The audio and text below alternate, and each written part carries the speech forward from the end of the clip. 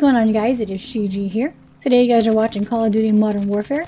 I don't know what video I'm putting in the background, but it'll be some Modern Warfare gameplay as far as I know. Honestly, for this video I'm recording my commentary prior to me even getting the gameplay, so hopefully it's a good one. Anyways, I want to talk about the Call of Duty League, primarily if I think Activision was too late in launching the city-based league in 2020. In short, yes. I think Activision was too little too late in creating the COD League. Call of Duty was at its peak from Modern Warfare 2 to Black Ops 2, which was 2009 to 2012. During that time, esports was still in its very early stages.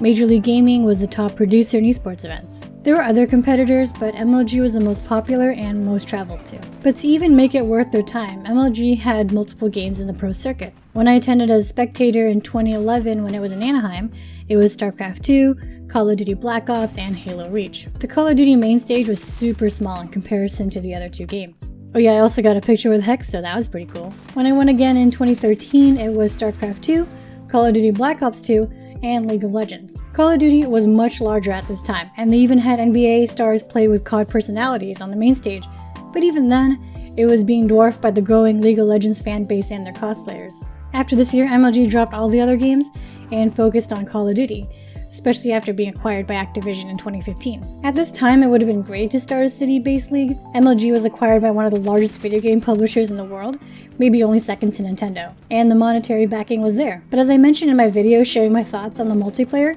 everything between Black Ops 2 and the newest Modern Warfare, 2019, were practically unplayable. And during this time, better multiplayer games were being released and hitting the esports scene. League of Legends was skyrocketing in popularity, Dota 2 and CSGO was recently released, and the esports scenes for those were growing exponentially. Hearthstone came out in 2014, Rocket League in 2015, and then Overwatch in 2016. Meanwhile, Call of Duty continued to release stale multiplayer games year after year. Even though Activision acquired the largest esports producer, they didn't pour a lot of money into it.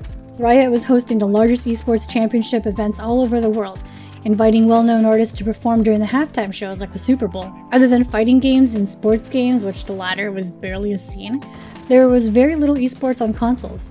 Call of Duty could have filled that void, but they didn't, and there was plenty that wanted it.